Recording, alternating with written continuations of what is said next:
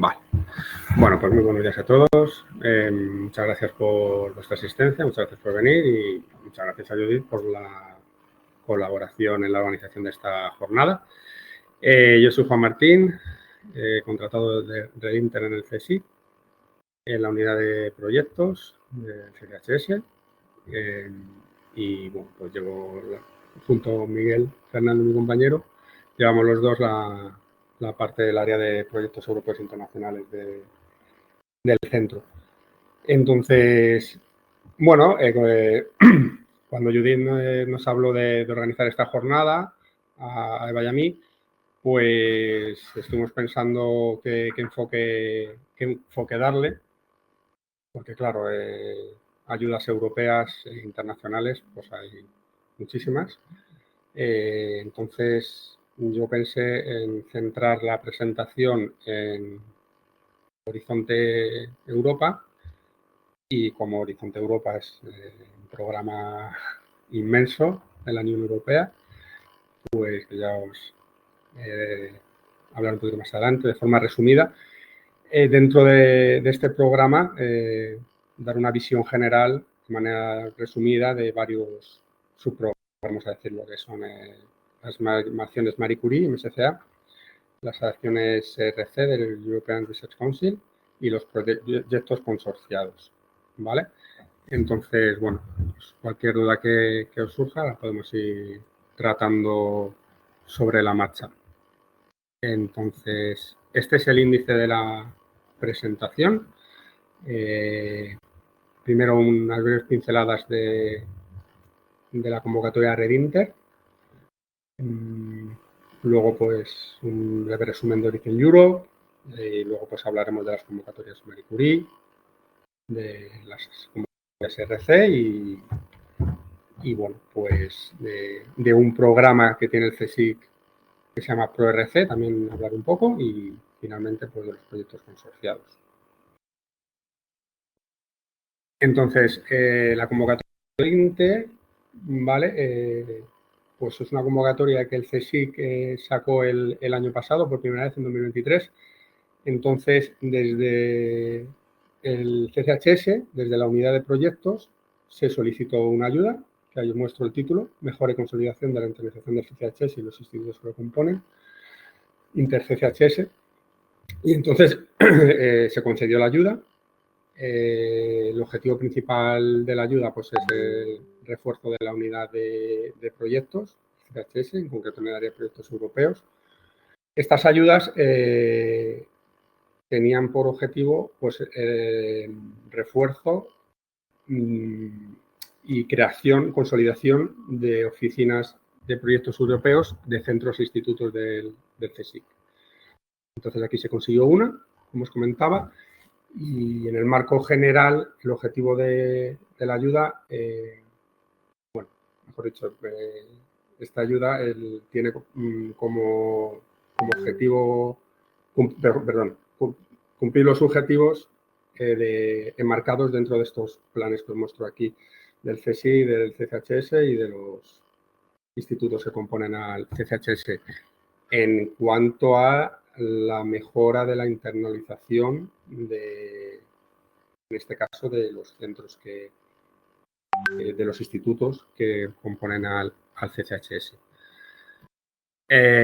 Bueno, hay unos objetivos específicos que os resumo aquí en la ayuda concedida, que es pues, la identificación de las convocatorias europeas internacionales, pues un apoyo técnico integral en la preparación de las propuestas y la gestión de proyectos, pues desde asesoramiento en la elaboración del presupuesto, resolución de dudas que puedan surgir en cuanto a la convocatoria, revisión de las propuestas, sobre todo centrados en aspectos formales para, bueno, cumplir los formatos que marca una convocatoria terminada.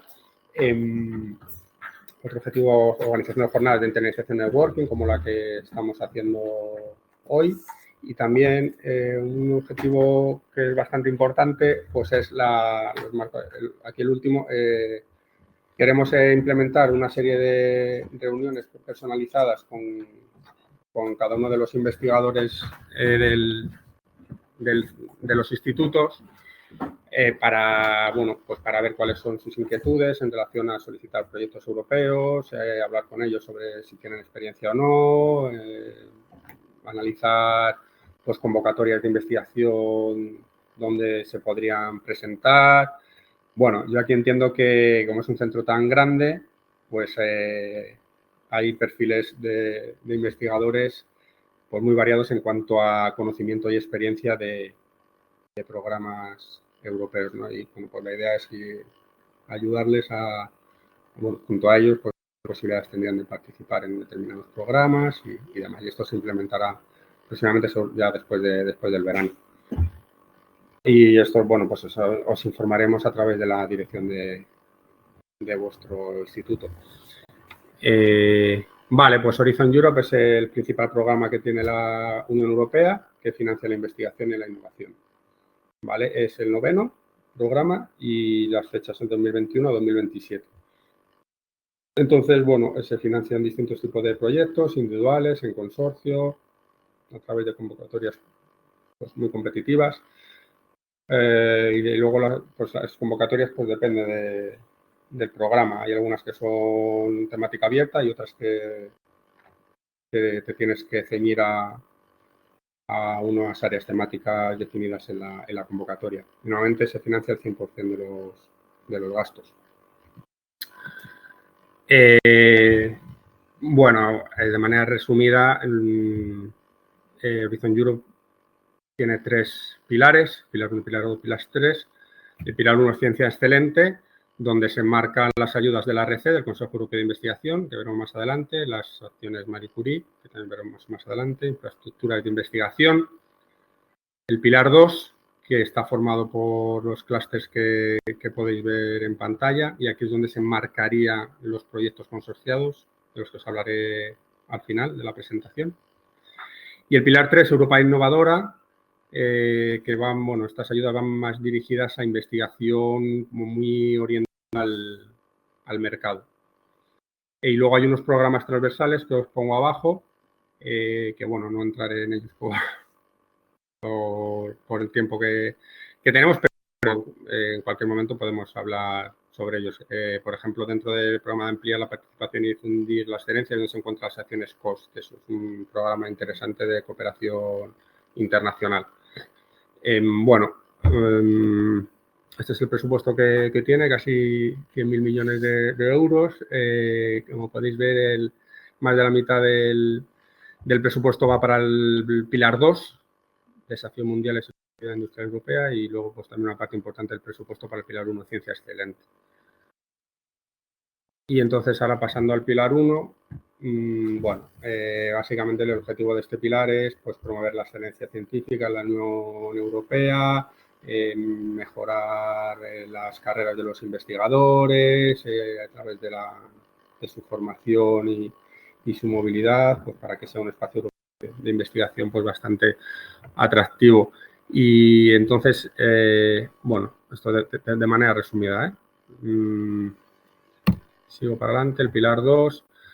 Aquí el objetivo principal pues es impulsar las tecnologías y soluciones clave para sustentar las políticas de la Unión Europea y los objetivos de desarrollo sostenible. Ahí están los 6 clústeres que os comentaba anteriormente y que os muestro de nuevo aquí con sus ámbitos de intervención respectivos: clúster de salud, clúster de cultura, creatividad y sociedad inclusiva, seguridad civil, mundo digital, clima, energía y movilidad, y alimentación, bioeconomía y agricultura, medio ambiente y recursos naturales. Ahora vamos a entrar en el programa Marie Curie, que se encuadra dentro del pilar 1, ciencia excelente, y que tiene varias modalidades de ayudas.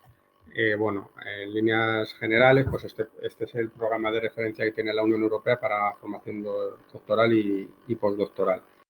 Y pues ahí os muestro pues, algunas características del programa, o promover el atractivo mundial de la Unión Europea para para atraer talentos de investigación, desarrollar programas de doctorado.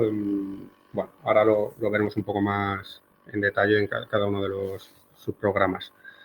Está el subprograma Doctoral Network, programas doctorales, las ayudas postdoctoral fellowship para investigadores postdoctorales, las ayudas Staff Exchange para intercambio de personal investigador, y luego hay otros dos programas que, bueno, no me detendré en ellos, pero que sepáis que existen, que es un COFAN, que es para cofinanciación de programas doctorales y postdoctorales, y las ayudas MSC and Citizens, donde, por ejemplo, se encuadrarían aquí las ayudas para las actividades de la noche de los investigadores.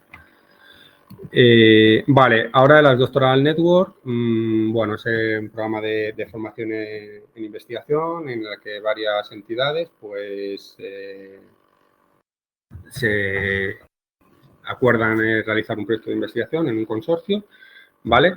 En el marco de la realización de un programa de formación, ¿no? Entonces, aquí en este caso, el principal dinero que se da en la ayuda es para la contratación de personal predoctoral en el marco de la realización de un proyecto de investigación. Entonces, hay algunos requisitos que hay que cumplir, que es al menos 3 entidades legales, cada una de ellas establecida en un Estado miembro o un Estado asociado. Y como os decía, todos los beneficiarios, que son las entidades europeas que participan en el consorcio, deben contratar al menos a un candidato doctoral. ¿Vale? Bueno, aquí os pongo que no más del 40% de la contribución de la Comisión Europea puede asignarse a beneficiarios en el mismo país. Perdona, sí. No sé, universidad. Puede participar, pero tiene que ir de la mano con alguna entidad que sí que emita títulos de doctorado, una universidad, ¿vale? Pero sí que podría participar, sí. De hecho, perdón, sí, claro. El objetivo de las Doctoral Networks, como su nombre indica, es crear redes de doctorado. Entonces, la idea no es que un profesor le dirige la tesis y alguien hace una tesis, porque eso lo puede hacer cualquiera. La idea es que sea multidisciplinar y que los doctorandos adquieran habilidades transversales de varios sitios. Ahí es donde el consejo puede entrar. No en emitir el título de doctor, que eso tendrá que hacer una universidad, pero sí participando como las personas que entran dentro de un proyecto de investigación o que proveen para los múltiples doctorandos de la red doctoral una serie de habilidades, de un know-how o de algo que les vas a proporcionar. Ahí podemos entrar como socios en estos proyectos. Lo que pasa es que para hacerlo, creo yo que para hacerlo, yo estoy pensando desde nuestra disciplina, para hacerlo con escala, que para hacerlo con envergadura, necesitas el apoyo total de un departamento de por supuesto. De hecho, el CSIC puede contratar a un doctorando con cargo a este proyecto, pero puede ser como codirector de la tesis, el personal del CSIC, porque al final, claro, el director de la tesis tiene que ser alguien de una universidad que sería bajo quienes pedirían el título de doctor y todo eso. Pero en efecto, aquí se organizan muchas actividades de investigación conjuntas y workshops y cosas de esas donde todos los doctorandos, cada uno va a su institución y hace su trabajo, pero hay muchas actividades conjuntas donde la red justamente se pone en marcha para que todo el mundo aporte y se hagan formaciones conjuntas. Y ahí sí que es verdad que en el momento de hacer eso, para un profesor solo o para un investigador solo suele ser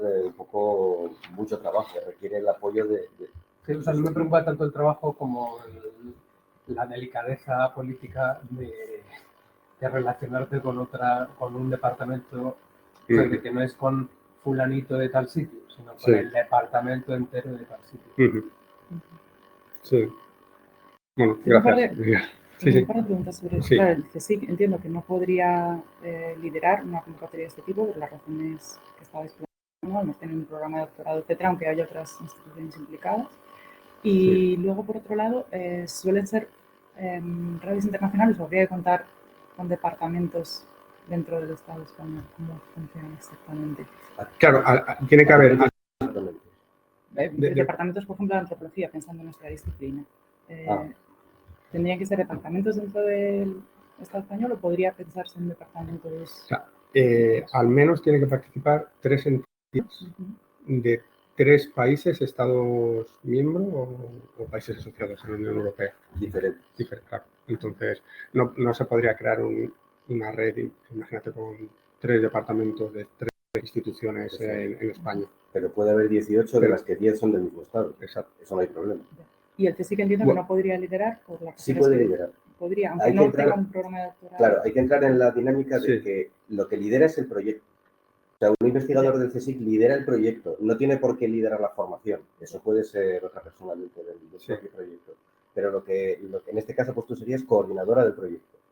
Eso no quiere decir que vayas a dirigir todas las tesis doctorales, ni que necesariamente tengas que hacerlo, sino que tú eres quien coordina toda la acción. Entonces eres quienes organizan los simposios, los workshops, cómo se hace la formación, qué hace el departamento de esta universidad, cómo van los... El CSIC puede liderar el proyecto. Es verdad que las universidades tienden a hacerlo porque son quienes tienen departamentos de posgrado, quienes tienen más experiencia y quienes tienen más apoyo para hacer justamente todas estas actividades. Yo creo que si te he entendido bien, a lo mejor lo que Ainhoa está planteando es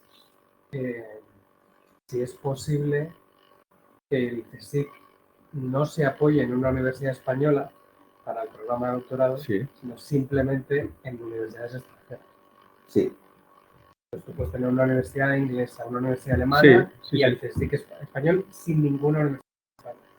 Sí, lo que pasa es que como el CSIC tiene que contratar obligatoriamente al menos un doctorando, pues ese doctorando habría que ver dónde está realizando la... matrícula, puede tenerla en una de las dos. Sí, claro. Sí. Pero podría ser una integración inglesa.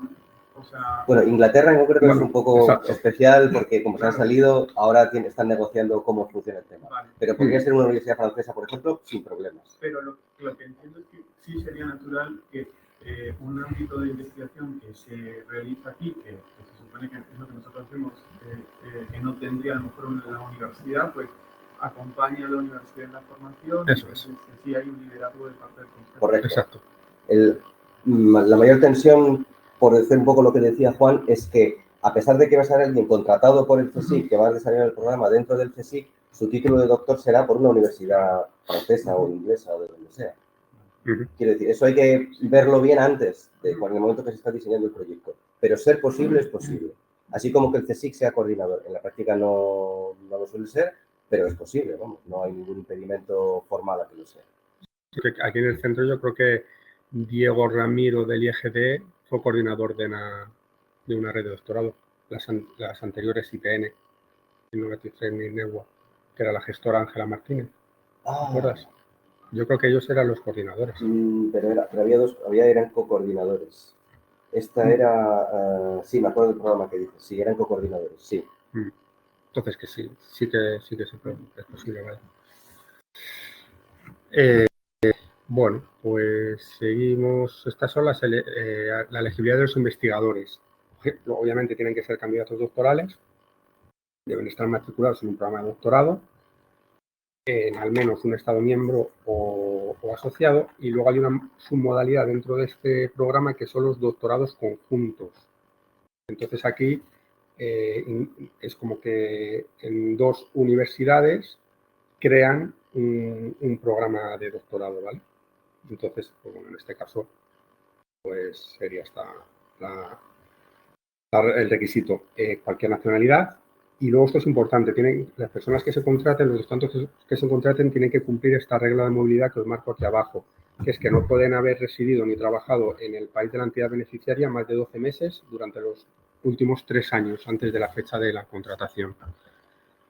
Lo veremos más adelante que este requisito de movilidad también está en las Marie Curie Postdoctoral Fellowship. Más características, hasta 540 personas mes. La duración suele ser 48 meses, 4 años, excepto los programas de doctorado conjunto que pueden ser de 5 años, 60 meses. Explica un poco lo que significa 540 personas mes. Vale, perdón. Vale, eso quiere decir 540 meses. Es decir, un person month es una medida que tiene trabajando a tiempo completo durante un mes. Entonces, es una medida que tiene la Comisión Europea para medir el esfuerzo personal que se hace. Dedicación, efectivamente. Entonces, imaginaros que una entidad contrata un doctorando 36 meses. pues sería 36 person months. Pues sumando todos los person months de todas las personas que se contratan en el consorcio, este sería el máximo. Ese es el límite de doctorandos que pueden participar en la práctica. Sí. Exacto.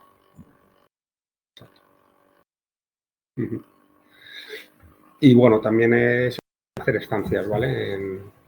Que tiene la limitación de 1/3 máximo de la duración del contrato, que suele ser 36 meses normalmente, yo creo que no. Se puede extender hasta 60, pero... En estos programas, la duración es de 48 meses, yo por la experiencia que tengo de gestionar alguno de ellos, es que es complicado que en 4 años se termine una tesis. Pero bueno...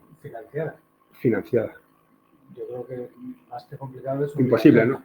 No, es obligatorio ahora. Sí. O sea, en la media de las becas se te agotan a los 36 meses. Es decir. Ya. Claro, porque aquí normalmente los contratos que se hacen son de 3 años. Claro. Entonces, quiero decir que en 3 años, he dicho 4, perdón, quiero decir en 3 años. En 3 años, que es la duración del contrato del investigador, pues... Yo personalmente lo que conozco son cada vez más, no te estoy hablando de ayer, estoy hablando de hace 20 años, diseñar currículums pedagógicos donde los doctorandos terminan el tercer año, hay gente que se retrasa. Entonces, en el caso de nuestra antropología, por ejemplo, es el primer año de formación, el segundo de trabajo de campo y el tercer año de escritura. Claro, hay mucha gente que se retrasa, pero que el ímpetu es intentar que termine el 3 años. Vale. Bueno, pues seguimos y luego la financiación es muy sencilla porque va por costes unitarios. Hay varias categorías del presupuesto, la principal es para la contratación del investigador, ¿vale? Os muestro diferentes subcategorías, Living Allowance, Mobility Allowance, Family Allowance, Long Term Leave Allowance. Las dos primeras, Living Allowance y Mobility Allowance, se incluyen sí o sí en el contrato y luego las otras son opcionales. Si el investigador tiene hijos o está casado, pues bueno, podría optar a esta categoría de Family Allowance, luego Long Term Leave Allowance y la Special Need Allowance. Vale, y luego está la categoría de los costes institucionales, que hay 2 subcategorías, una para Research Training and Networking, que es pues, para que el investigador contratado pues, pueda asistir a congresos, pueda comprar material fungible, material que necesita para realizar su investigación, y luego hay otra subcategoría que es Management and Indirect Contribution, de la cual el CSIC se quedaría digamos que son los costes indirectos, ¿no? Se quedaría una parte. Y el centro otra, y el instituto otra. Y esta es pues, las fechas de la convocatoria. Actualmente está abierta, cierra el 27 de noviembre. En abril del 25 pues espera que se comuniquen las evaluaciones. La firma de los Grant Agreement, que son los acuerdos que se formalizan con la Comisión Europea para lanzar el proyecto en julio del 25 y bueno, se espera que en agosto del 25 puedan empezar los primeros proyectos financiados.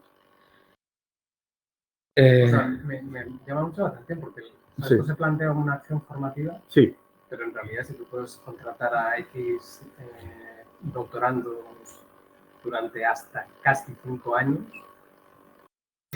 y los pones a trabajar en cuestiones, en sus proyectos de investigación, pero proyectos de investigación asociados a las tesis son los que X, tiene un tamaño, la escala de investigación que tiene es enorme. Sí, así es. De hecho, en la práctica, para los que son muy grandes, suele ocurrir que el primer año de proyecto se consagra a ver los candidatos, a contratas, a diseñar esto. Es decir, no empieza el proyecto y ya lo tienes todo hecho. Oye, quiero contratar a alguien para que empiece el día 1. ¿De éxito de esto cuánto es? No. Pues la verdad que no.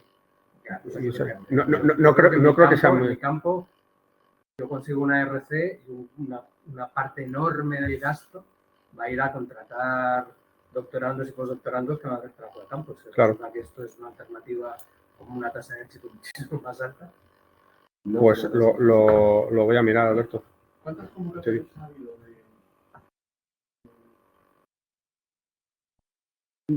¿Cuántas ayudas aquí en el centro? ¿Cuántas convocatorias? ¿Cuánto tiempo salen anualmente? Sí, pero tiene una antigüedad. Bueno, sí. Pues no sabría decirte si en el primer programa marco ya había convocatorias. La pregunta los programas son por duración de 7 años y en el 7º programa marco, en el FP7, ya había. No estas, porque estas van cambiando de nombre. Van cambiando y tal y cual, pero en el 7º programa ya había una convocatoria equivalente a la doctorales. Y eso es hace 14 años. Yo te diría que desde finales de los 90 o... Sí.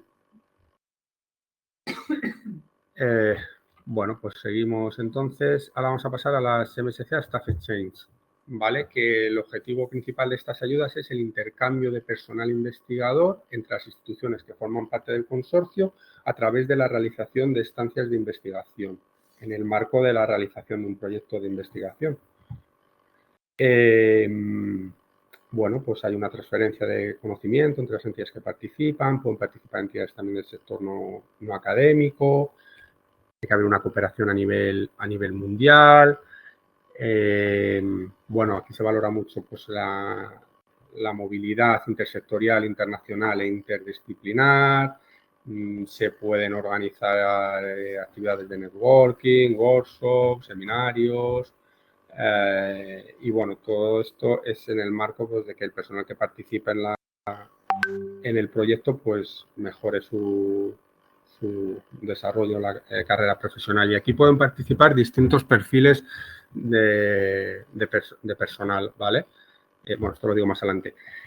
Este es un requisito que veréis siempre en los proyectos consorciados. Al menos 3 entidades establecidas en 3 países diferentes, ¿vale? En este caso, 2 de los cuales tienen que ser un estado miembro de la UE o país asociado.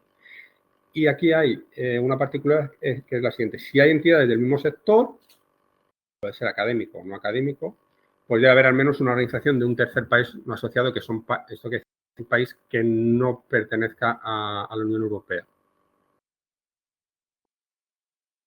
Y esto es lo que se va a comentar de la elegibilidad del personal participante. Pueden participar investigadores predoctorales, pueden participar investigadores postdoctorales, investigadores postdoctorales junior, senior, ¿vale? Bueno, yo aquí, en concreto he sido gestor de un proyecto que no se llama Staff Exchange, del anterior RISE, Research and Innovation Staff Exchange, que ha terminado recientemente y que ha coordinado con la profesora Consuelo Naranjo del Instituto de Historia. Y yo he trabajado como gestor del proyecto. Entonces, bueno, pues es una experiencia muy buena y la verdad que son unas ayudas bastante interesantes. En este caso, pues participaban instituciones europeas e instituciones de Latinoamérica, sobre historia del Caribe de manera muy general. Y entonces se hacían estancias entre las instituciones europeas y las latinoamericanas, ¿vale? Y viceversa. Todo esto en el marco de un proyecto de investigación. Las estancias como máximo pueden ser de 12 meses, ¿vale? Y un mínimo de un mes. Para que una persona participe en el proyecto tiene que realizar al menos una estancia de un mes. A partir de ahí puede hacer las estancias que quieran, pero como mínimo un mes. Y bueno, obviamente cuando termina la estancia pues tiene que regresar a la sustitución de origen y tiene que tener una dedicación exclusiva al proyecto durante la estancia. Son los proyectos que tienen una duración de 4 años, un máximo de 360, que lo he puesto en español, personal net, person month, y también permite la realización de estancias como la doctora Neuwo que veíamos antes, un máximo de un tercio de person month del proyecto, en el mismo sector, es decir, de sector académico a sector académico, por ejemplo. Normalmente, por la experiencia que tengo yo en estos proyectos, principalmente participan socios del sector académico. Puede haber alguno que no, pero lo normal, la mayoría normalmente son socios del sector académico, universidades principalmente, o centros de investigación. Y estas son las categorías del presupuesto, también costes unitarios, como la Doctoral Network y como la Marie Curie, la Doctoral Fellowship, perdón, que veremos más adelante.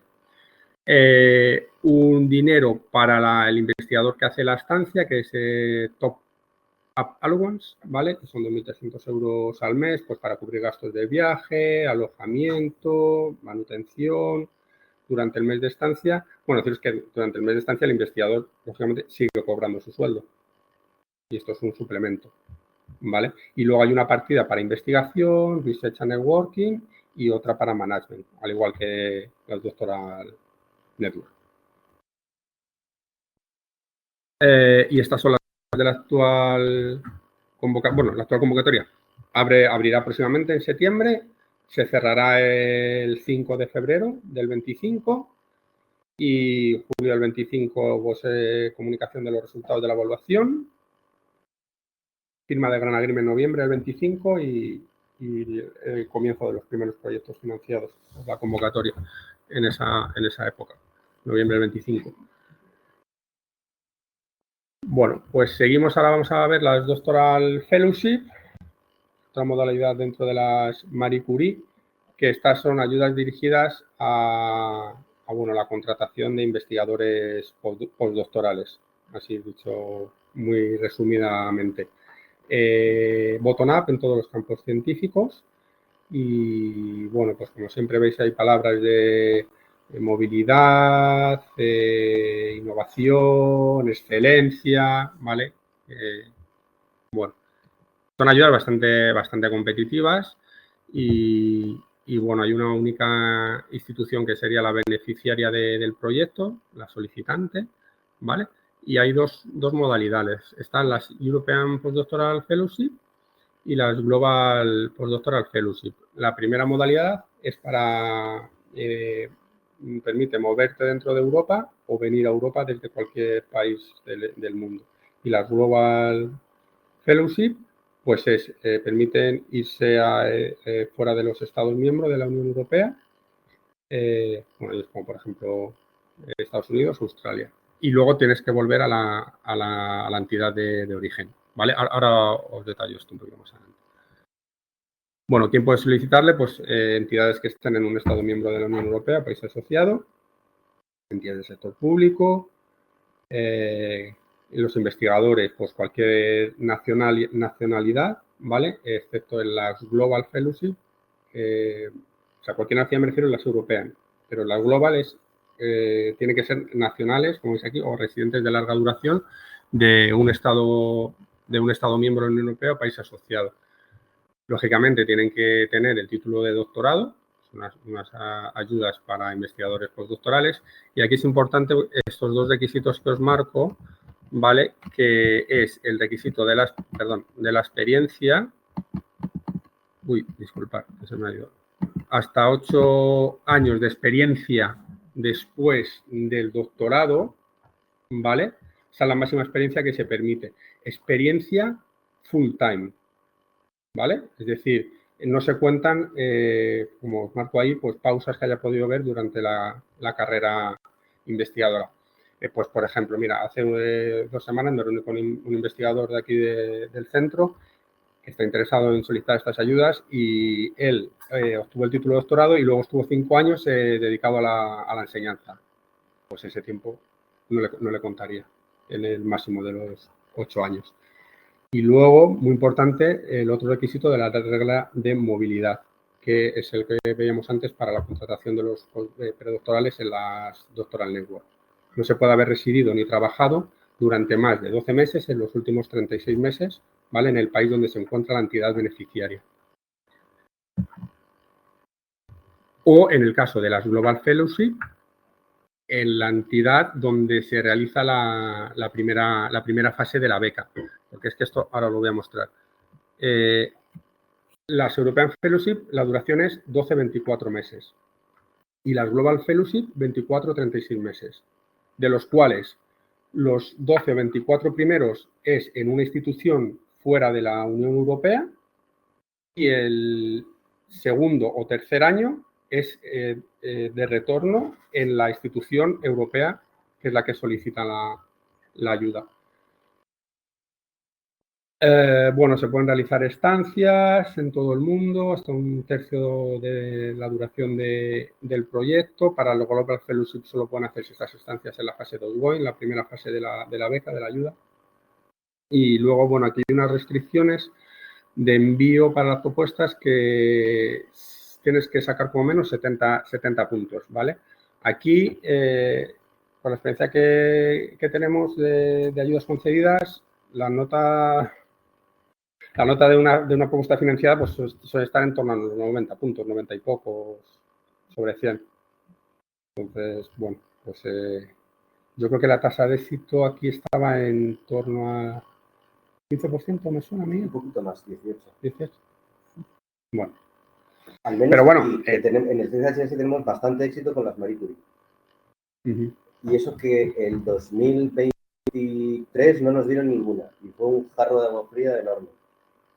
Porque el 2022 nos dieron un montón y el 2024 también. De momento llevamos 4, 5. Sí, creo que 5. 5. O sea que desde ese punto de vista bastante bien. Bueno. Pues seguimos. Presupuesto también costes unitarios. Vale. La principal categoría del presupuesto se iría a la contratación del investigador postdoctoral. Tiene varias subcategorías, muy similar a lo que habíamos antes para las Doctoral Network. Living Allowance, Mobility Allowance, Family Allowance, Long Term Special Needs Allowance. Y luego una parte del presupuesto va para la institución, que se llama Institutional Unit Contribution, que es para la investigación del investigador, bueno, perdón, de la persona contratada, y siempre hay una parte para los costes indirectos. Entonces, bueno, la verdad que pues, es una cuantía pues, bastante, yo creo que bastante sustanciosa para la contratación del investigador. Y bueno, luego hay unos factores de corrección por países que habría que aplicarlos a estas cantidades que os muestro en esta tabla. Sobre todo al salario. Los factores de corrección hacen que, claro, no es lo mismo vivir en Dinamarca que en España. Entonces, en Dinamarca tiene un factor de corrección de 1.1 y en España tenemos un factor de corrección de 0.91. Es simplemente. Sí, y en Suiza vi que era como 1.6. Sí, es una burrada. Pero bueno. No cuesta lo mismo. Claro. Vale, pues entonces estas son las fechas. Actualmente está abierta, cierra el 11 de septiembre. Febrero de 2025, el resultado de evaluación.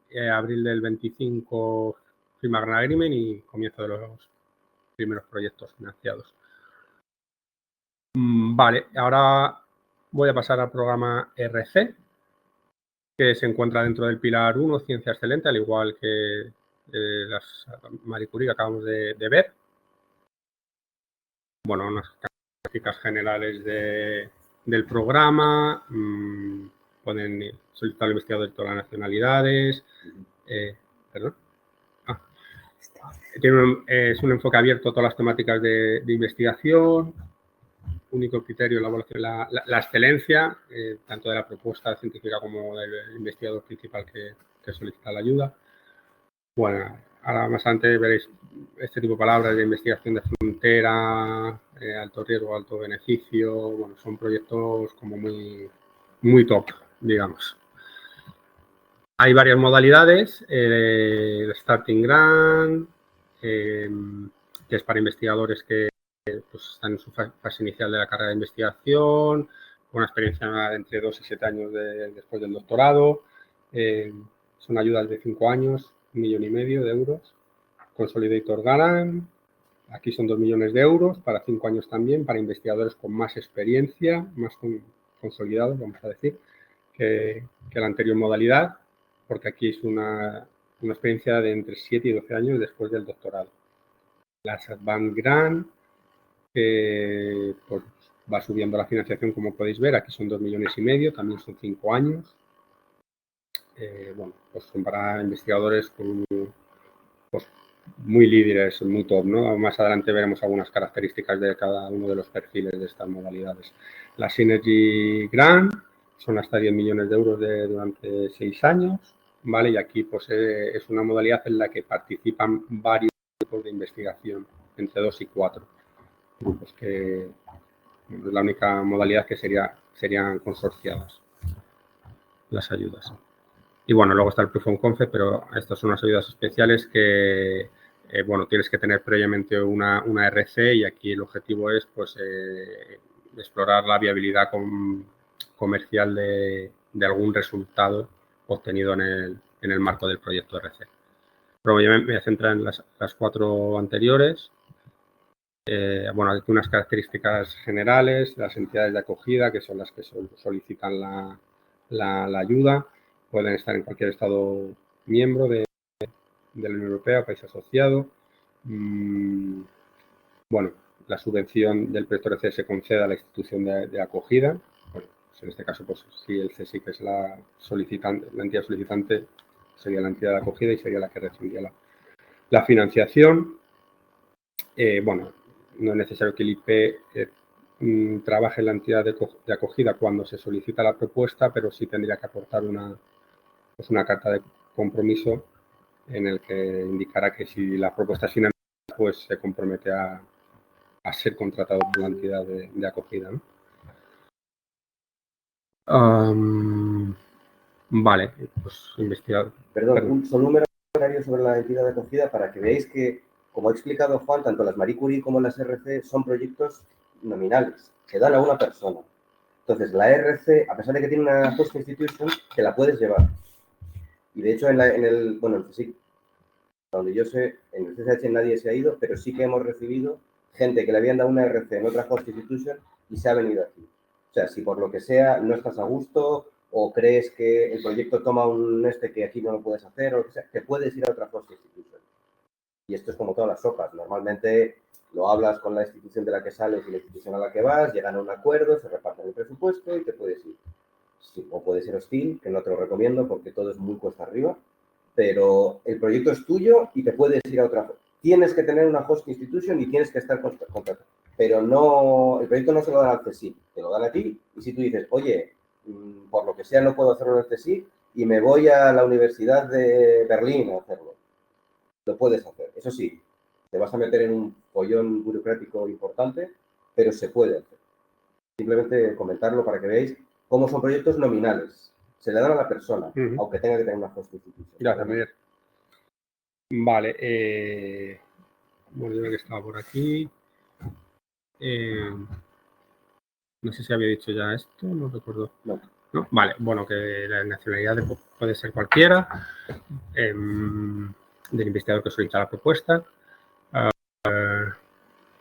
Bueno, aquí hay algo que ha comentado Miguel, pues es el IP el que lidera el proyecto, es lo importante aquí en este caso. La host institution, digamos que puede ser secundario. Es quien envía la propuesta, es quien elige a los miembros que formarán parte de su equipo de investigación, porque aquí en estos proyectos permiten contratar bastante personal, tanto predoctoral como postdoctoral, como técnico, distintos perfiles. Es un presupuesto pues muy alto, ¿no?, que permite este tipo de cuestiones. Y luego tiene que cumplir un porcentaje mínimo de dedicación, que esto lo veremos más adelante en cada una de las modalidades. Entonces, pues aquí os resaltaba, pues bueno, pues qué caracteriza a un IP de un proyecto RC. Pues bueno, pues como veis ahí, tiene que conseguir capaz de por científicos relevantes, pues multidisciplinar, como ir más allá del estado del arte. Bueno, son proyectos como muy rompedores, digamos. Pues en una propuesta con riesgo, pues el investigador tiene que mostrar que la va a sacar adelante, tiene capacidad de gestión de proyectos, dotes de liderazgo. Bueno, y esto es un resumen de algunas características de un proyecto. A ver, perdón. ¿Qué caracteriza un IP? Bueno, hay un error. ¿Qué caracteriza a una propuesta un proyecto RC, quería poner aquí. Pues el groundbreaking, ¿no? Rupturista, pues ambiciosa, pero realista, pues que afronta retos importantes, gran impacto, lo que vimos antes del high risk, high gain. Bueno, estas palabras que le gusta tanto a la Comisión Europea en estas convocatorias. Bueno, aquí os resumo en esta tabla el estado actual de las convocatorias Starting Consolidator Advancing Synergy. La Starting Grant abrió ayer la convocatoria el 10 de julio y cerrará el 15 de octubre. Las Consolidator Grant abrirán próximamente el 26 de septiembre y cerrarán el 14 de enero del 25. Advanced Grants, bueno, actualmente está la convocatoria 2024, que es que aquí va un poco de lío con los años, puede dar lugar a confusión. La que está abierta actualmente cierra el 29 de agosto del 24 de este año, ¿vale? Y la Synergy, que hablamos antes con Alberto, pues abre hoy y cierra el 6 de noviembre.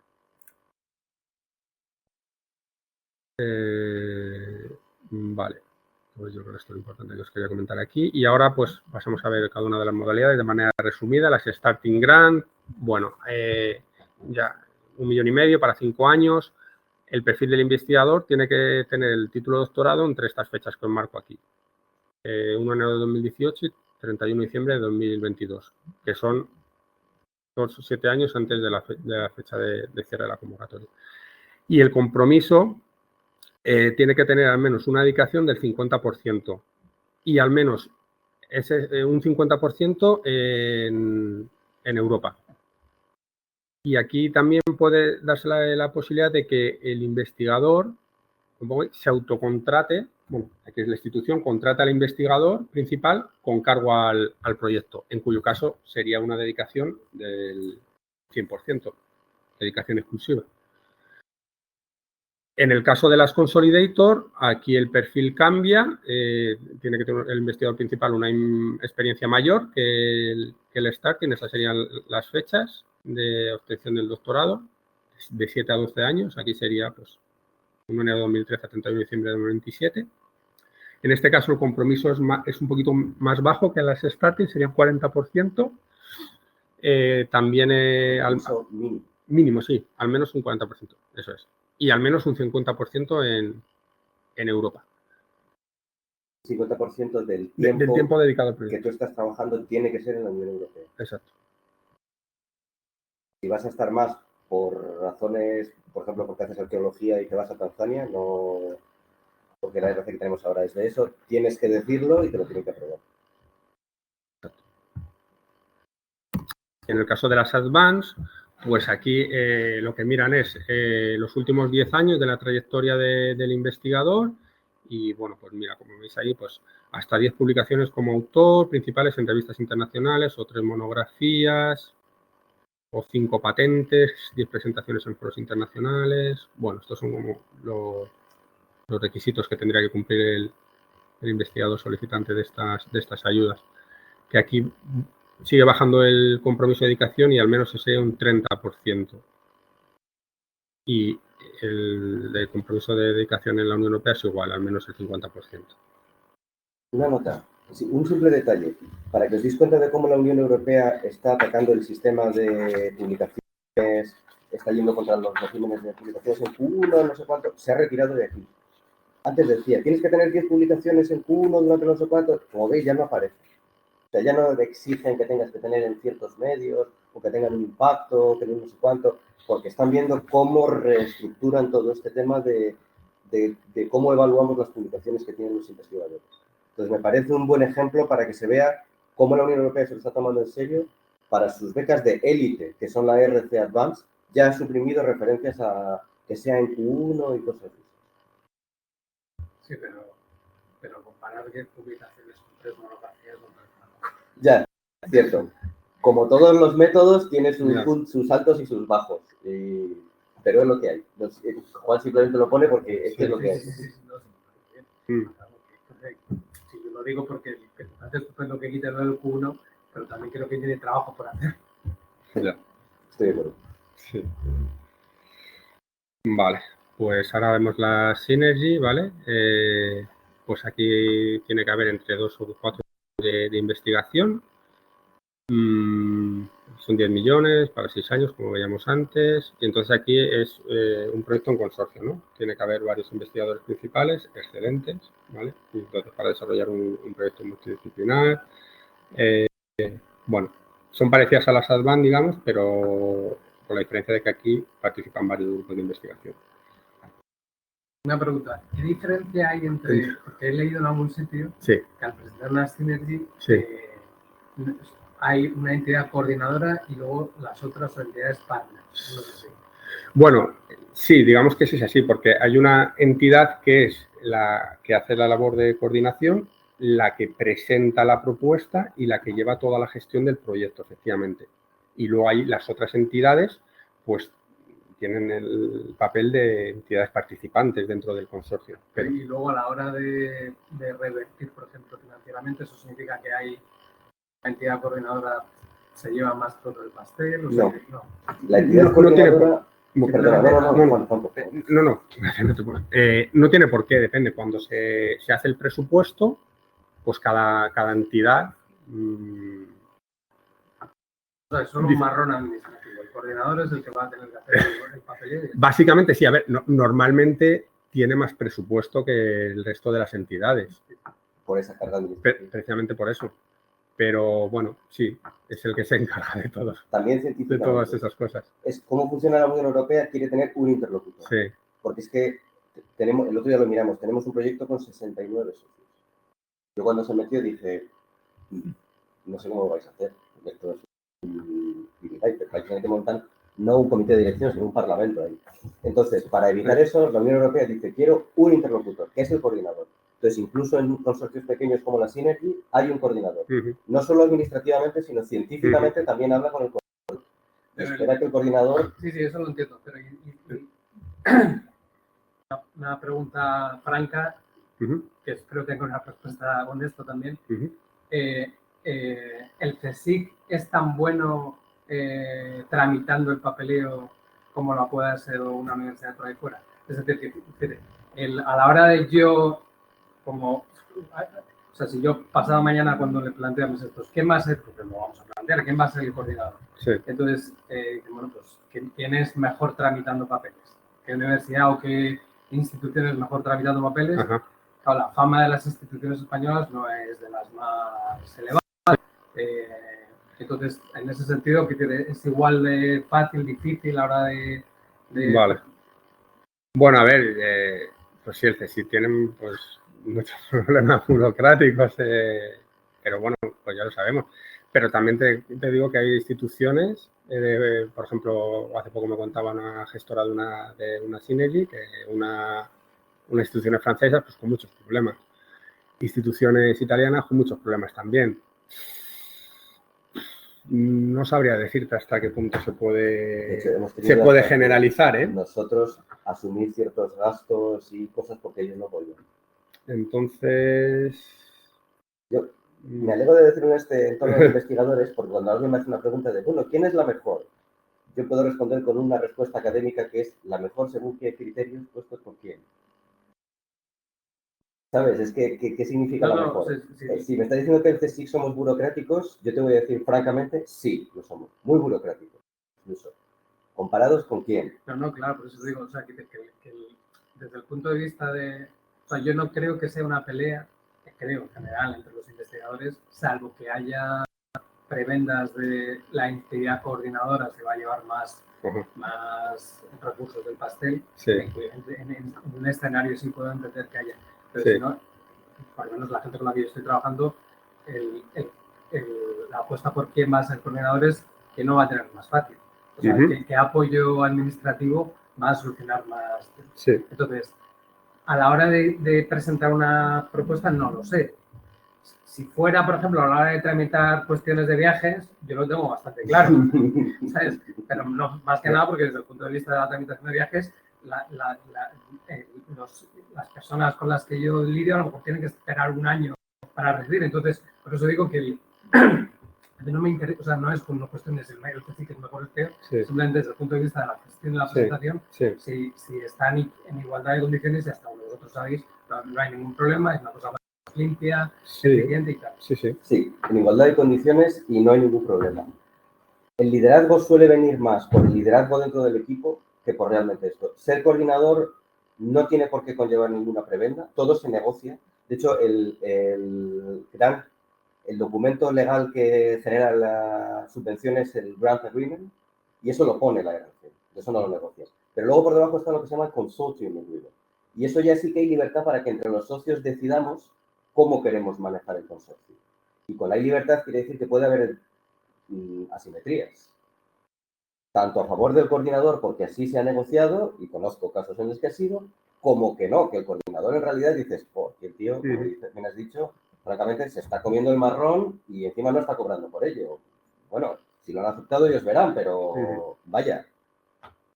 Entonces, luego esto se puede negociar. Normalmente, a ver, es que yo la única experiencia que tengo es el de Mercedes García Arenal, que como es un liderazgo tan fuerte, ella es la coordinadora, ella es la que realmente lleva todo esto y es la que tiene realmente la potencial de empuje principal. El tema con la Synergy, perdón un segundito, claro. El tema con la Synergy es que cuando tú plantees el proyecto, lo que tienes que decir es que sin este consorcio en particular el proyecto no es factible. Es porque ese es el tema de la Synergy. Si no, te van a decir, no, este proyecto lo hago yo y bueno, y mis colegas me ayudan. Y te van a decir, pues pide unas más. Entonces eso no es una Synergy, tiene que ser este proyecto es rompedor, o sea, vamos a crear una nueva metodología, vamos a mejorar cómo se hace la convivencia de los ciudadanos, vamos a crear un no sé qué. Y tiene que ser este equipo porque sin esta persona que imponga esto, sin esta persona que es quien sabe manejar estos datos, además es la única en todo el mundo, y sin nuestro equipo, que somos los únicos, este proyecto es irrealizable. Cuando planteas eso, entonces el evaluador dice, ostras, este es el proyecto. Luego, ¿cómo se maneja el consorcio? Eso ya... Es que la Unión Europea casi ni entra ni sale. ¿Quién es el coordinador? Ni siquiera te va a decir, oye, pues yo creo que el coordinador debería ser este. ¿Vale? El coordinador suele tener, como dice Juan, un poco más de presupuesto porque como asume cargos administrativos, por ejemplo, tiene que contratar un gestor del proyecto. Es un salario más. Entonces dice, bueno, pues yo voy a tener este presupuesto más porque tengo que contratar más gente. Tengo que gestionar todos estos papeles. Pero después, por ejemplo, has mencionado los viajes. Cada socio se gestiona sus viajes. Entonces, porque cada socio tiene presupuestos separados. Entonces, si eres socio con unos austríacos, pues los austríacos tienen su presupuesto, se gestionan sus viajes, se gestionan sus bolsos, se gestionan sus entregables. Vale. No, eso me queda claro. Por ejemplo, pues que la contratación no. De nuevo, depende de con quién se compare, pero es laborioso. Lleva su tiempo. Vale, pues gracias, Miguel. Seguimos ahora. Vale, vamos a pasar a ver el programa ProRC Fans del CSIC, ¿vale? No sé si alguno lo conocéis, os suena. Bueno, vale, es un programa del CSIC cuyo objetivo principal es la promoción del programa ERC, las distintas modalidades que acabamos de ver, ¿vale? Tiene como varios objetivos, pues identificación de posibles candidatos que puedan presentar alguna solicitud a estas convocatorias, ayuda en la preparación de las propuestas y, bueno, un objetivo general de atracción y retención de talento, ¿no? De personal investigador RC en el CSIC. Entonces, dentro de este programa ProRC Fans, vale, sí, aquí estamos. Vale, entonces se conceden ayudas a los centros e institutos del CSIC para la preparación de las propuestas en cualquiera de sus modalidades, ¿vale? Propuestas RC. Starting Consolidation Advanced con Synergy. Son 5.000 euros por cada propuesta RC oficialmente presentada, ¿vale? Obviamente la entidad de acogida tiene que ser el CSIC. Y entonces esto es una ayuda que se dota al centro o instituto que presenta, en base a una previsión comprometida de propuestas a ser presentadas. Entonces, estas son unas ayudas que se canalizan a través de la dirección de los los institutos. Bueno, antes contaros qué conceptos son financiados, ¿no? Pues dentro de la preparación de la propuesta, pues como veis ahí, algunas cuestiones, diseño gráfico, perfeccionamiento lingüístico, puede haber una revisión externa de la propuesta por parte de alguna consultoría o un profesional dedicado a estos temas. Luego también hay una parte, en el caso de que la propuesta pase la fase, pues la segunda fase es una entrevista, ¿no? Con la Comisión Europea. Entonces, pues con el European Research Council, perdón. Aquí se organizan simulacros de entrevistas, pues se prepara la entrevista. Bueno, estos son los conceptos que pueden ser financiados. Perdona. Sí. ¿De cuándo se financia? Claro, el tema es... O sea, ¿cuándo? Claro, buena pregunta, Alberto. Esto creo que lo pongo aquí. El plazo de presentación de las solicitudes será el que establezca para cada convocatoria. Entonces, claro, aquí el tema es que, por ejemplo, las Advanced Grants, ¿vale? Que son sumas que cierran el 29 de agosto. Pues, si tú quieres optar a estas ayudas en la fase de preparación de la propuesta, pues cuanto antes lo solicites, antes vas a disponer de ese dinero para la preparación de la propuesta, lógicamente. Luego otra cosa es para la preparación de la entrevista, para la segunda fase. Ahí, bueno, pues tendrías más margen, no tendrías por qué presentarla con mucho tiempo de antelación antes del 29 de agosto, que es cuando la convocatoria, porque la ayuda tú la utilizarías para la preparación de la entrevista. Depende para lo que quieras utilizar dinero, pero digamos que hay como dos partes. Una que es la preparación de la propuesta, que ahí en ese caso, cuanto antes presentes la ayuda, lógicamente, pues antes vas a disponer de ese dinero para poder prepararla. Y luego está la otra pata, que sería la preparación de la entrevista. O sea, sí. A ver si te entiendo bien. Por sí. ejemplo, te hablo en casa. Sí. La sinergia en abierto hoy. Vale. Entonces, ¿esto significa que la ayuda podía haberla pedido antes o solo la puedo empezar a pedir a partir de hoy? Que solo la puedes empezar a pedir a partir de hoy. Vale, entonces... Yo entiendo eso, sí. Vale, entonces, digamos que me dan una ayuda. Sí. La sinergia hay que presentarla el 6 de noviembre. Vale. Con lo cual, si yo pido una ayuda para lo que sea, sí. para diseño gráfico, significa que tengo que contratar a una empresa. Se me van a ir 6 semanas de contratar a una empresa. ¿Entiendes por qué dice que cuanto antes la pidas mejor? Claro, pero cuanto antes significa cuando... O sea, yo no la puedo haber pedido hace 6 semanas. La tengo que pedir a partir de hoy. Bueno, es que de hecho esta convocatoria creo que salió a finales de junio, me parece. Ya, bueno, es un escenario. Sí. Pero tú no pides la ayuda para algo en concreto. Que se pide a través del instituto y se dice, se van a solicitar 2 Starting Grant, una Synergy, una Advance, 3 Consolidator desde el instituto. Vale, muy bien.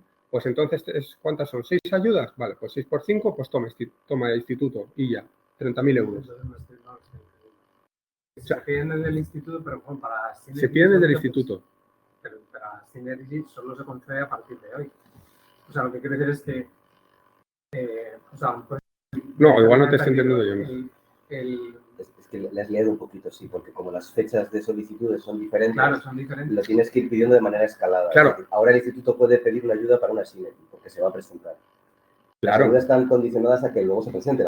Claro, porque si luego finalmente no se presenta, el CSIC te quita esa dotación. No, sí, eso lo entiendo. Eso sí. Pero entonces, de nuevo, por poner un ejemplo muy claro. Sí. La Synergy han abierto hoy. Sí. Pues digamos que yo la puedo presentar mañana. Sí. Y entonces ya, si la presento mañana, ¿para qué necesito la ayuda de diseño gráfico? Perdón, presentas mañana la ayuda Synergy, dices. La propuesta de Synergy. Sí. Okay. Sí. No la necesitas, pero la puedes pedir. Pero eso no tiene... Claro, es que me estás diciendo... No tiene sentido. Claro, no tiene mucho sentido. A ver. No la necesito porque ya tengo la propuesta. Claro. Pues entonces no necesitas una ayuda para presentar la propuesta. Vale, entonces pido la ayuda. Sí. Y me la dan. Sí. Y entonces tengo la pido la ayuda ahora. Cuando me voy a mi despacho, digo, mando el voy a pedir una serie y pido la ayuda. Vale, se te concede automáticamente. Vale, se me concede automáticamente. Entonces, yo tengo hasta el 6 de noviembre, que es cuando hay que presentarla. Sí. Y la ayuda me la han dado esta tarde porque yo la he pedido ahora. Vale.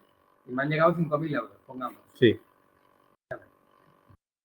Creo que no hay ningún gasto que se me ocurra, creo, que pueda, donde el trámite de ejecución de ese gasto lo pueda realizar al día siguiente. De ayuda real, o sea, a lo mejor, ejemplo, para mejorar el diseño gráfico, para mejorar las pruebas lingüísticas, para mejorar lo que sea, todo eso pasa por una subcontratación. Sí. Eso es un proceso y eso va a llevar muchas semanas, ¿sabes? Bueno, ojalá no sea, pero a lo mejor lleva, yo qué sé, 2 semanas, 3 semanas. Pero la ejecución de la ayuda la vas a hacer dentro del plazo. Claro, hay que hacerlo dentro del plazo. Lo que quiero decir es que al final se te comen un montón de tiempo. Tienes razón. Lo que he entendido es que si al final, he entendido hablando con los compañeros de Central que gestionan esta convocatoria, algunas dudas que he planteado, es que si al final no se ejecutan los 5.000 euros concedidos, ¿vale? No hay que devolverlos. Habrá que utilizarlos para preparación de propuestas similares en futuras convocatorias. Si tú no los gastas. Lo entiendo. O sea, yo os lo digo simplemente a modo quizás de retorno, o sea, para que en futuras... O sea, yo creo que esto a mí me parece muy interesante como ayuda, creo que es muy útil, ¿vale? Sí. Pero no me parece útil que la ayuda solo se pueda pedir el día en que abre la convocatoria. Porque a mí me está comiendo semanas, ¿sabes? O sea, por ejemplo, una cuestión de diseño gráfico. Es verdad que un diseñador gráfico a lo mejor me ayuda a presentar gráficos, flujos de diagramas de flujo, pim, pam, ¿no? Pero si yo voy a necesitar 3 o 4 semanas para contratar a esa persona, son semanas que me las come al proceso de presentación. Mientras que si ya tengo como es muy probable que en muchos casos hay mucho trabajo que se ha hecho, que ya está hecho, antes del día en que abra la convocatoria, a lo mejor puedo contratar a ese diseñador gráfico antes. Ahora me está entrando la duda de que sea posible solicitar la ayuda antes de que abra la convocatoria. Entonces lo voy a consultar y os digo. Porque... Y si no lo fuera, yo creo que sería una manera de mejorar el proceso. Ajá. Porque al final me parece legítimo. O sea, al final te damos la ayuda sujeto a que presentes la convocatoria. Si no la presentas, o devuelves el dinero o está bloqueada para una futura RC. O sea, no me bien. Nos han dado 5.000 euros a Lilla. Es lógico. Si no me los puedo gastar en otra cosa, pues me lo gasto en el diseñador gráfico, en lo que sea, en pruebas de lingüística. Lo que estoy pensando es, ya que nos ponemos técnicos, ¿cuál es la fecha que se estima que se ha realizado el gasto? Quiero decir, tú puedes haber empezado el proceso de contratación del diseño gráfico, por seguir el ejemplo que tú has estado en febrero, pero si la fecha de pago de la factura es 28 de julio, como está dentro del plazo, te puedes gastar la ayuda y no pasa nada. A pesar de que tú el proceso en realidad lo has iniciado antes, pero efectos de gastos de la ayuda, eso es irrelevante. Por ejemplo. Eso sí, mantengo y entiendo la parte de tu crítica de decir, sí, pero yo he tenido que iniciar un proceso en febrero sin saber si me iban a dar ayuda o no. Pues si la ayuda es automática... Es automática. Sí, no, pero quiero decir, no sabíamos, por ejemplo, si iban a presentar Synergy y cuándo iba a salir la propuesta. Claro. Entonces, bueno, maneja ciertos grados de incertidumbre ahí que... Vale, pues voy a consultar esto y te digo que, bueno, que en realidad, como ya ha abierto el plazo, pues... Sí, o sea, he puesto un caso en concreto. Sí, pero bueno. Imagino también que hay gastos, o sea, hemos trabajado en el ejemplo del diseño gráfico, imagino que hay otros gastos, por ejemplo, las pruebas lingüísticas, o sea, a lo mejor un diseño gráfico, un flujo de diagramas y tal, pero luego hay gastos que en realidad hasta que no tengas muy trabajada y muy terminada la propuesta, no vas a poder... No tiene sentido ejecutar ese gasto. Y ahí sí que a lo mejor estás en zona complicada de gestión. Ya. Sí, a ver, también se puede contratar a una empresa externa que revise la propuesta. Es uno de los conceptos que se empieza. Sí, claro, pero eso hay que hacerlo por vía de subcontratación. Sí. Vale, bueno, pues seguimos. Lo que decía que se presentaba a través de la dirección de los centros e institutos, a través de un formulario que hay que cumplimentar. Y ya creo que me queda la última parte, que es los proyectos consorciados, eso es.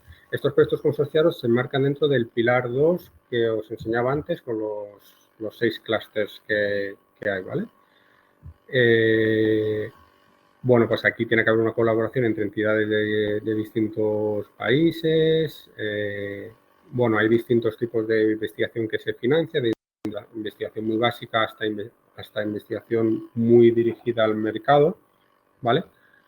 Y, bueno, aquí cada clúster sacan programas de trabajo anuales, donde definen qué topics de áreas temáticas de investigación son financiadas. Entonces, la propuesta que tú quieres presentar, pues se tiene que enmarcar dentro de los objetivos establecidos en esa temática de investigación que define un topic concreto en un programa de trabajo anual de cada uno de los 6 clústeres que hay, ¿vale?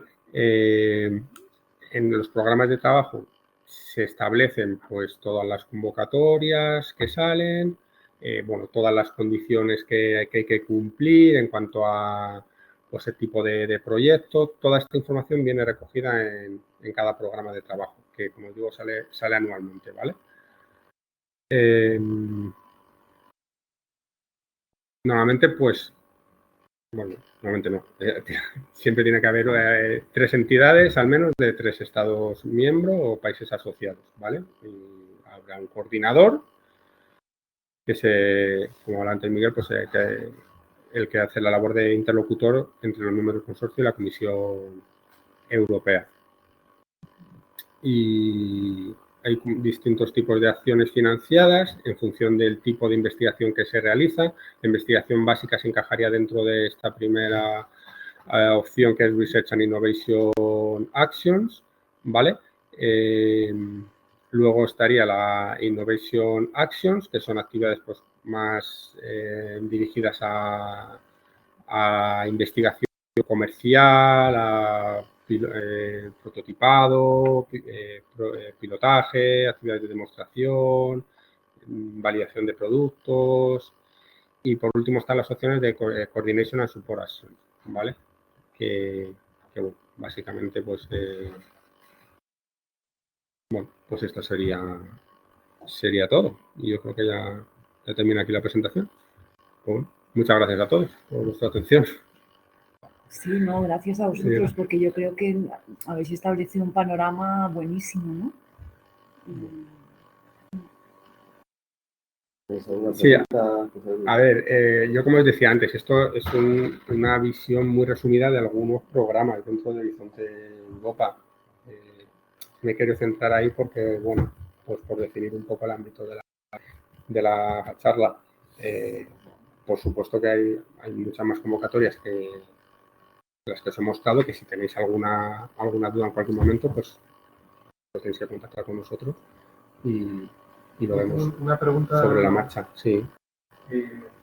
Por ejemplo, en el caso de las synergies, bueno, no solo las synergies, pero bueno, sí. En el caso de las synergies, sí. Al ser proyectos consorciados, si digamos que no sale financiada, si sabéis si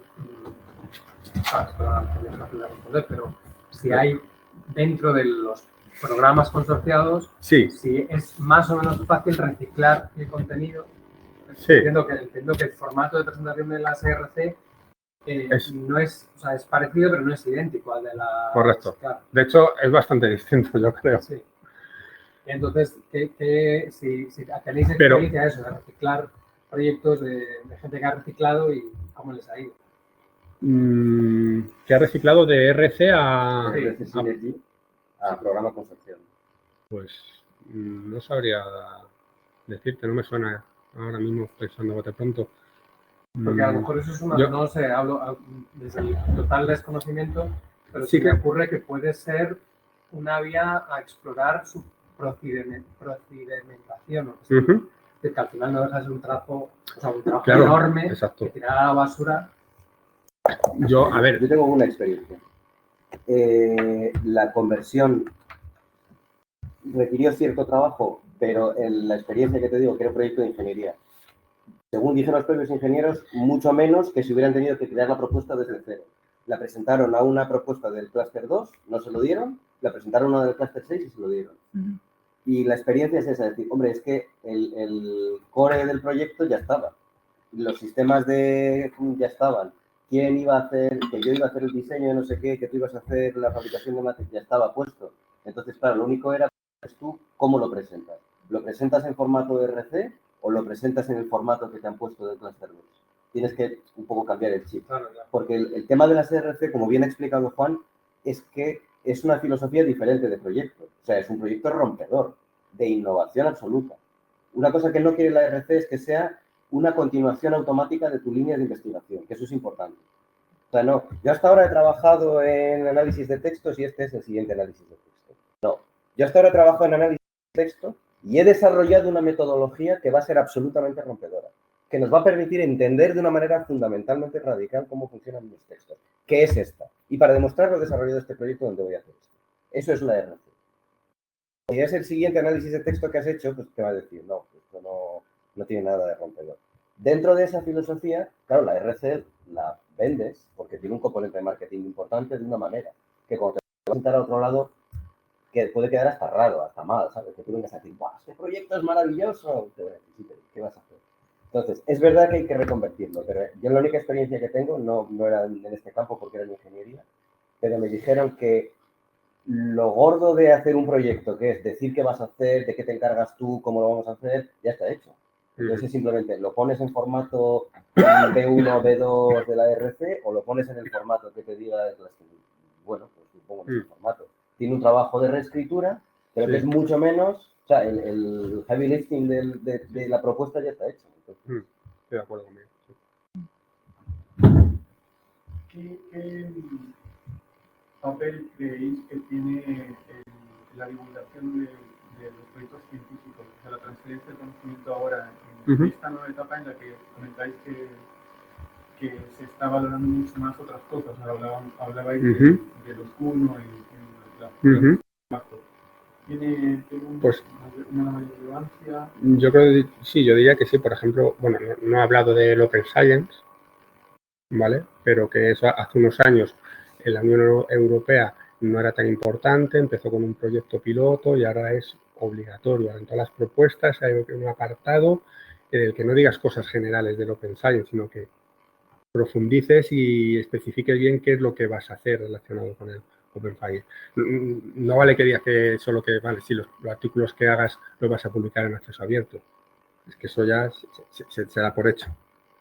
Es como que tienes que especificar muy bien y detallar muy bien estas cuestiones. Pero no solo me refiero al Open Science, me refiero también a llegar a la sociedad, muy importante. Es decir, a que la gente entienda que hagamos, o sea, a que sepamos hablar en un lenguaje llano, entretenido. Pues porque al final nosotros tradicionalmente tampoco nos ha puntuado nunca para nuestras carreras, que yo creo que es fundamental. Sí, estoy de acuerdo, Ángel, y yo creo que la Unión Europea le da mucha importancia a estos aspectos. No solo a la diseminación, entendiendo por diseminación publicaciones en congresos y demás, sino a comunicación, entendiendo por comunicación, llegar a la sociedad, no a un público especializado únicamente, ¿no? Llegar a la sociedad. Entonces, de hecho, yo creo que en los modelos de propuestas hay un apartado para describir, si no recuerdo mal, las actividades de diseminación y, por otro lado, las actividades de comunicación.